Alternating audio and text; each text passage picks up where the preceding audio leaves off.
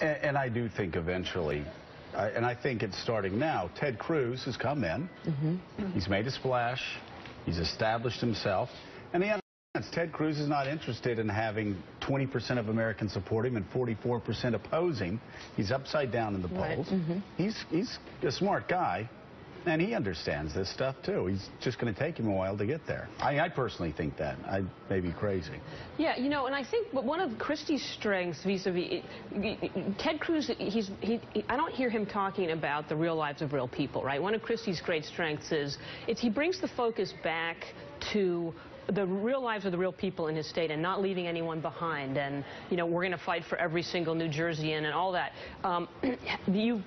That's how you win elections, right? You get the focus off of ideology and you get the focus off of fighting with the other side, and you bring it back to the people. And I think Christie does that brilliantly. Reagan did it brilliantly. Clinton still does it brilliantly. And that's how you bring people together and win elections. And it's so fundamental, though, because you either understand and know real people or you don't. So they're mutually can't make that happen. You either live in the real world and you understand the plight of your neighbor whose husband lost his job or they lost their health insurance, and you get it, and you want to try to help them, and you go over after work and try to help them get or you live in a world where you don't understand real people. An ideological world. And people on the left do it, people on the right do it. One of Ronald Reagan's greatest lines against Jimmy Carter was, a recession is, you know, when your neighbor loses their job. A depression is when you lose your job. Ronald Reagan understood something that all of the presidents, the Republican nominees that ran after him didn't. He understood what it was like to have a dad who was unemployed, to move from town to town, to go to Eureka, dignity of work, to Eureka College. I mean, you look, and I love these guys. I love all of them. I'm not knocking them all. But we had Ronald Reagan who went to Eureka. He was a son of the working class. After that, you had a patrician from the Northeast in '88 and '92. Then you had Bob Dole from there you go.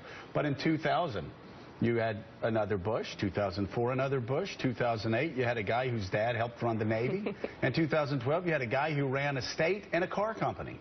And by the way, I'm not saying those type of people can't be great presidents, but to your point, you either get it and you understand people who hurt, and you understand what it's like to drive around with your dad for a year and a half when he can't find a job, or you don't. I remember a guy, it was so shocking to me, very conservative, and I was even more conservative in college. But I had this experience, you know, middle class, whatever. I remember a kid saying in class, a fellow Republican, what was that, Bill? Oh, Carl Bernstein, the president for Carl. He's on deck. I remember a kid, another Republican, saying, oh, anybody that wants a job can get a job. I almost got up and punched the guy, saying, are you kidding me? I think that's the difference between the 47% Republicans and the Chris Christie Republicans. And this is the most important lesson to take from this week. This is, and the best political staffers in the world, and you are at the top of that list.